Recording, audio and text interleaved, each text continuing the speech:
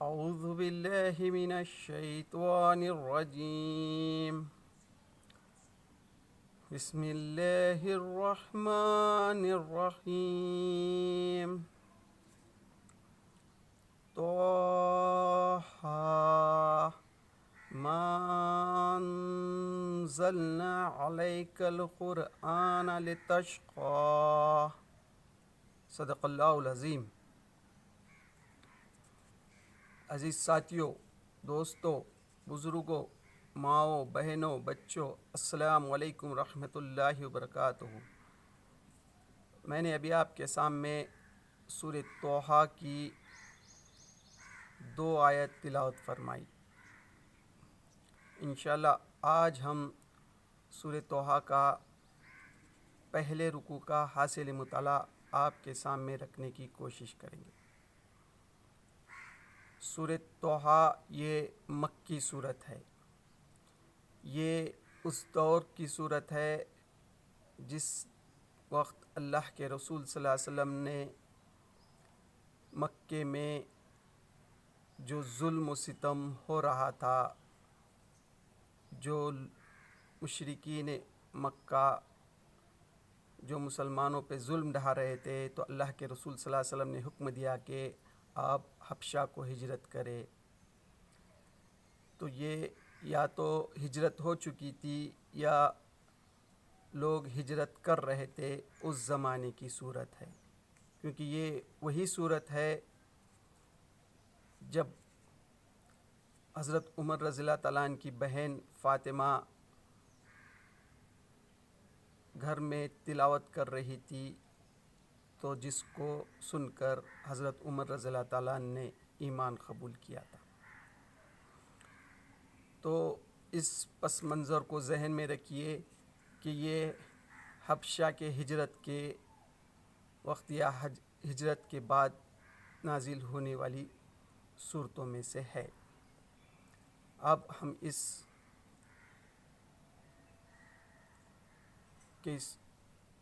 ایک ایک آیت پر غور کریں گے. طٰہٰ، ہم نے یہ قرآن تم پر اس لیے نازل نہیں کیا ہے کہ تم مصیبت میں پڑ جاؤ. اللہ تعالیٰ اللہ کے رسول صلی اللہ علیہ وسلم کو مخاطب کر کے فرماتا ہے کہ اللہ تعالیٰ نے یہ قرآن جو ہے آپ پر اس لیے نازل نہیں کیا ہے کہ اس سے تم مصیبت میں پڑو. یہ تو ایک یاد دہانی ہے ہر اس شخص کے لیے جو ڈرے. یہ تو کیا ہے؟ ایک یاد دہانی ہے ہر اس شخص کے لیے جو اللہ سے ڈرتا ہو. نازل کیا گیا ہے اس ذات کی طرف سے جس نے پیدا کیا ہے زمین کو اور بلند آسمان کو. یہ جو کلام ہے، یہ قرآن مجید جو ہے اللہ کی طرف سے ہے جس نے زمین اور آسمان کو پیدا کیا.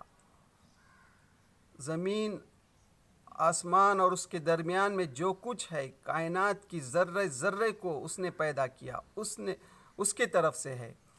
وہ رحمان کائنات کے تخت سلطنت پر جلوہ فرما ہے.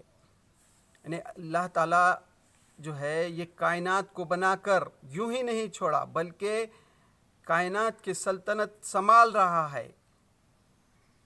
وہ سلطنت جو اللہ تعالیٰ نے بنائی ہے، بنا کر بس یوں ہی بس چھوڑ نہیں دیا ہے، بلکہ وہ ذرے ذرے کو جانتا ہے. یعنی آج جو مکے میں ظلم ڈھا رہے ہیں، تو اللہ کو معلوم ہے کہ کون لوگ ہیں اور کیا کر رہے ہیں. مالک ہے ان سب چیزوں کا جو آسمان اور زمین میں ہے. یعنی اللہ تعالیٰ مالک ہے زمین اور آسمان کے ہر چیز کا، اور جو زمین و آسمان کے درمیان میں ہے، اور زمین اور آسمان کے جو درمیان میں بھی ہے اس کا بھی وہ مالک ہے. اور جو مٹی کے نیچے ہے، تم چاہے اپنی بات پکار کر کہو، وہ تو چپکے سے کہی ہوئی بات بلکہ اس سے مخفی تر بات بھی جانتا ہے. یعنی اللہ تعالیٰ جو ہے کائنات کی ہر چیز کو جانتا ہے. زمین کے اندر کیا ہے، نیچے کیا ہے، آسمان کے درمیان میں کیا ہے، کائنات کی ایک ایک چیز کو جانتا ہے. آج جو لوگ اللہ کے رسول صلی اللہ علیہ وسلم پر جو ایمان لا رہے تھے مکے میں، ان پہ جو ظلم ڈھا رہے تھے مشرکین مکہ، تو اللہ تعالیٰ اس کو جانتا ہے. تم چاہے چپکے سے بات کہو یا پکار کر کہو، وہ تو دلوں کے راز کو جانتا ہے. یعنی انسان جو کام کرتا ہے اس کی کیا نیت ہے اس سے بھی واقف ہے اللہ تعالیٰ. اللہ تعالیٰ جو ہے نگاہوں کے چوری کو بھی جانتا ہے. یعنی انسان اگر راستے سے جا رہا ہے، اس کے سامنے اگر اچانک کوئی غلط چیز آ جائے جس کو دیکھ کر وہ اٹریکشن ہوتا ہے، تو فوراً وہ اپنی نگاہوں کو جو بچاتا ہے تو اس کو بھی جانتا ہے. یا پھر دوسری بار اگر اس کی نگاہ اس پر پڑ جاتی ہے تو اس کو بھی جانتا ہے، نگاہوں کے چوری کو بھی جانتا ہے اللہ تعالیٰ. تو اللہ تعالیٰ فرماتا ہے وہ تو تم چاہے اپنی بات پکار کر کہو، وہ تو چپکے سے کہی بات بلکہ اس سے مخفی تر بات بھی جانتا ہے. اللہ تعالیٰ جو ہے چپکے سے کہو یا پکار کر کہو، آج جو ظلم ہو رہا ہے مکے میں، تو وہ ظلم تم چپکے سے کہو یا پکار کرو، اللہ کو معلوم ہے. وہ اللہ ہے، اس کے سوا کوئی خدا نہیں. وہ اللہ تعالیٰ ہے، اس کے سوا کوئی خدا نہیں. اللہ جو ہے یہاں فرماتا ہے کہ اللہ تعالیٰ کو ہر چیز کا علم ہے. اللہ تعالیٰ جو ہے انسان کو دنیا میں مہلت دیتا ہے، ڈھیل دیتا ہے. اللہ تعالیٰ نے یہاں صرف انسان کو اختیارات کی آزادی دی ہے، اس کو ہر چیز کی خبر ہے. آج جو مکے میں ظلم و ستم ہو رہا ہے اس کو خبر ہے، چاہے اس وقت مکے میں ہو یا آج کے دور میں بھی.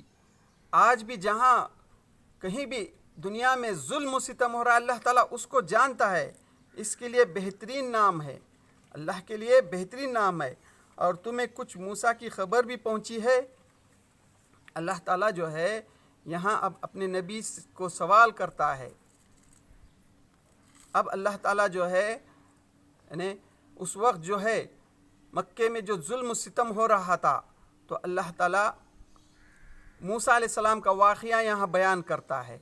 کیونکہ موسیٰ علیہ السلام وہ نبی ہیں جو مکے کے قریب میں جو مدینہ تھا، جو حبشہ تھا، جس کے لیے ہجرت کر کے گئے تھے مسلمان، وہاں عیسائی مذہب تھا اور مدینہ میں یہودی تھے. تو عرب کے لوگ ان کے زبان سے سنتے تھے موسیٰ علیہ السلام کے واقعات، تو ان کو معلوم تھا موسیٰ علیہ السلام کون ہیں، نبی ہیں. تو اللہ تعالیٰ نے جو ان کو نبی بنایا تھا، تو یہ مکے کے لوگ ان سے واقف تھے. اور تمہیں کچھ موسیٰ کی خبر بھی پہنچی ہے جبکہ اس نے ایک آگ دیکھی. اللہ تعالیٰ جو ہے یہاں موسیٰ علیہ السلام کا وہ واقعہ بیان کرتا ہے جب موسیٰ علیہ السلام جو ہے کو اللہ تعالیٰ نے مدین سے جب واپس آ رہے تھے وہ، تو اللہ تعالیٰ نے آپ کو جب نبی بنایا، اس واقعے کا اللہ تعالیٰ یہاں ذکر کرتا ہے. اس سے پہلے موسیٰ علیہ السلام جو ہے کو اللہ تعالیٰ نے مصر میں فرعون کے گھر میں ہی کس طرح سے پرورش کی. پھر موسیٰ علیہ السلام نے فرعون کے ایک قوم کے آدمی کو گھونسا مار کر جو ختم کیا، مار دیا. پھر آپ فرعون کے ڈر سے مدین کو بھاگ کر گئے. پھر وہاں آپ کا شعیب علیہ السلام کی لڑکی سے نکاح ہو گیا. پھر شعیب علیہ السلام کے ساتھ جو ان کا معاہدہ تھا، وہ معاہدہ ختم ہونے کے بعد نکاح میں آپ نے مہر کے طور پر جو معاہدہ کیا تھا، وہ پورا ہونے کے بعد آپ جب اپنے وطن واپس آ رہے ہیں تو راستے میں جو واقعہ پیش آیا، اللہ تعالیٰ اس واقعے کا یہاں ذکر کرتا ہے. جب کہ اس نے ایک آگ دیکھی. موسیٰ علیہ السلام جب مدین سے واپس آ رہے تھے مصر کو، تو شاید وہ رات کا وقت تھا اور موسیٰ علیہ السلام اپنا راستہ جو ہے تو بھول گئے تھے، تو رات میں آپ نے ایک آگ دیکھی اور اپنے گھر والوں سے کہا کہ ذرا ٹھہرو، میں نے ایک آگ دیکھی ہے، شاید کہ تمہارے لیے ایک آدھا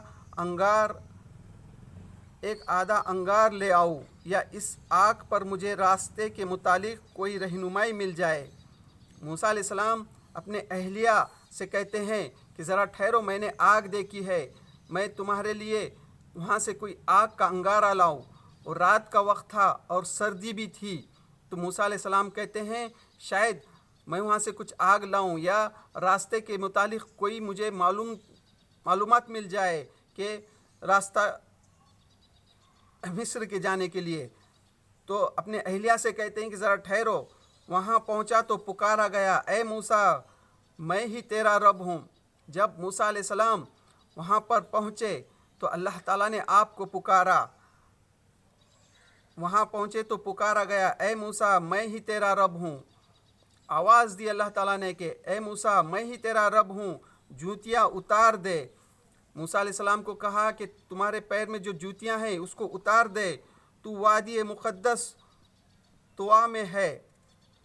موسیٰ علیہ السلام کو اللہ تعالیٰ حکم دیتا ہے کہ اپنی جوتیاں اتار دے، تو جو ہے تو ایک مقدس وادی میں ہے اور میں نے تجھ کو چن لیا ہے۔ اور اللہ تعالیٰ کہتا ہے موسیٰ علیہ السلام کو کہ میں نے جو ہے تو تجھ کو چن لیا ہے، سن جو کچھ وہی کیا جاتا ہے اور سن جو کچھ تجھ کو وہی کی جاتی ہے۔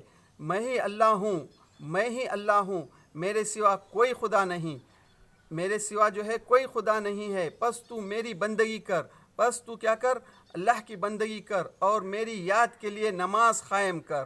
اللہ تعالیٰ جو ہے یہاں حکم دیتا ہے موسیٰ علیہ السلام کو، میں ہی خدا ہوں، تو صرف میری بندگی کر، میرے یاد کے لیے نماز قائم کر۔ ہاں دوستو، اس سے بات یہ معلوم ہوتی کہ اللہ تعالیٰ نے جو ہے موسیٰ علیہ السلام کی شریعت میں بھی نماز فرض رکھی تھی، یعنی ہر امت میں اللہ تعالیٰ جو ہے تو نماز جو ہے یہ ہر امت کے لیے فرض کیا ہے۔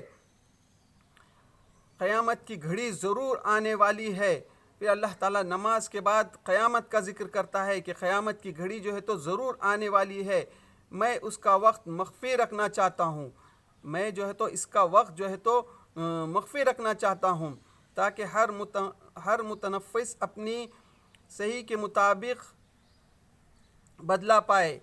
یعنی اللہ تعالیٰ کہتا ہے موسیٰ علیہ السلام کو کہ اس کا وقت جو ہے تو میں مخفی رکھنا چاہتا ہوں، تاکہ ہر شخص جو ہے تو جان لے کہ اس نے جو ہے تو دنیا میں کیا کمائی کر کے آیا ہے، اس کا بدلہ آخرت میں پائے۔ بس کوئی ایسا شخص جو اس پر ایمان نہیں لاتا اور اپنی خواہشات نفس کا بندہ بن گیا ہے، تجھ کو اس گھڑی کی فکر سے نہ روک دے، ورنہ تو ہلاکت میں پڑ جائے گا۔ اور اے موسیٰ، یہ تیرے ہاتھ میں کیا ہے؟ اللہ تعالیٰ جو ہے یہاں موسیٰ علیہ السلام کو مخاطب کر کے فرماتے ہیں، اے موسیٰ، یہ تیرے ہاتھ میں کیا ہے؟ حالانکہ اللہ تعالیٰ کو معلوم ہے ان کے ہاتھ میں ایک لاٹھی ہے، پھر بھی اللہ تعالیٰ موسیٰ علیہ السلام کو ذہن نشین کرانے کے لیے سوال کرتے ہیں، اے موسیٰ، تیرے ہاتھ میں کیا ہے؟ موسیٰ نے جواب دیا، یہ میری لاٹھی ہے، اس پر ٹیک لگا کر چلتا ہوں، اس سے اپنی بکریاں کے لیے پتے جھاڑتا ہوں۔ موسیٰ علیہ السلام جو ہے تو اللہ تعالیٰ کو جواب دیتے ہیں کہ یہ میرے ہاتھ میں لاٹھی ہے۔ حالانکہ موسیٰ علیہ السلام کو اللہ تعالیٰ صرف اتنا ہی کہتا ہے کہ تیرے ہاتھ میں کیا ہے، لیکن موسیٰ علیہ السلام جو ہے گفتگو کو بڑھاتے ہیں اور کہتے ہیں کہ یہ جو ہے تو میرے ہاتھ میں لاٹھی ہے، اس سے میں ٹیک لگا کے چلتا ہوں اور جو ہے اس سے بکریاں کے لیے پتے جھڑاتا ہوں، اور بھی بہت سے کام ہے جو اس سے لیتا ہوں، اور بہت سے کام ہے جو میں اس سے لیتا ہوں۔ فرمایا پھینک دے اس کو موسیٰ۔ اللہ تعالیٰ فرماتا ہے موسیٰ علیہ السلام کو، یہ تیرے ہاتھ میں جو لاٹھی ہے اس کو پھینک دے۔ اس نے پھینک دیا اور ایک وہ سانپ تھی جو دوڑ رہا تھا۔ جیسے ہی موسیٰ علیہ السلام نے وہ لاٹھی کو زمین پر پھینک دیا تو وہ لاٹھی جو ہے سانپ بن گئی اور دوڑ رہی تھی۔ فرمایا پکڑ لے اس کو اور ڈر نہیں، ہم اسے پھر ویسا ہی کر دیں گے جیسی یہ تھی۔ ہاں، یہاں پر جو ہے صرف اتنا ذکر ہے کہ جیسے ہی موسیٰ علیہ السلام نے لاٹھی کو پھینکا تو دوسری صورتوں میں اس کا ذکر ہے کہ موسیٰ علیہ السلام کو جیسے ہی سانپ نظر آیا تو آپ پلٹ کر بھاگ رہے تھے، تو اللہ تعالیٰ کہتا ہے کہ اے موسیٰ ڈر نہیں، پکڑ اس کو. یہاں پر صرف یہ فرمایا پکڑ لے اس کو اور ڈر نہیں، ہم اسے پھر ویسا ہی کر دیں گے جیسا یہ تھی. یعنی اس کو پکڑ، اس کو ڈر نہیں، پھر اس کو ویسا ہی کر دیں گے، جیسی لاٹھی تھی ویسا ہی کر دیں گے، اور ذرا اپنا ہاتھ اپنے بغل میں دبا دے. یہ پہلا معجزہ تھا کہ موسیٰ علیہ السلام کی جو لاٹھی تھی، عصا تھا، وہ زمین پر پھینکنے کے بعد وہ سانپ بن جاتی تھی. اور دوسرا معجزہ یہ تھا کہ آپ جو ہاتھ بغل میں دباتے تو وہ چمکتا تھا، جس طرح سے سورج چمکتا ہے، چمکتا ہوا نکلے گا بغیر کسی تکلیف کے. کہ یہ دوسری نشانی ہے. ہاں، اللہ تعالیٰ نے موسیٰ علیہ السلام کو 2 نشانیاں دیے تھے، اس لیے کہ ہم تجھے اپنی بڑی نشانیاں دکھانے والے ہیں. اب تو فرعون کے پاس جا، وہ سرکش ہو گیا ہے. ہاں، اللہ تعالیٰ کہتا ہے یہ 2 نشانیاں ہیں، یہ 2 نشانیاں لے کر اب تو جو ہے تو فرعون کے پاس جا، وہ سرکش ہو گیا ہے.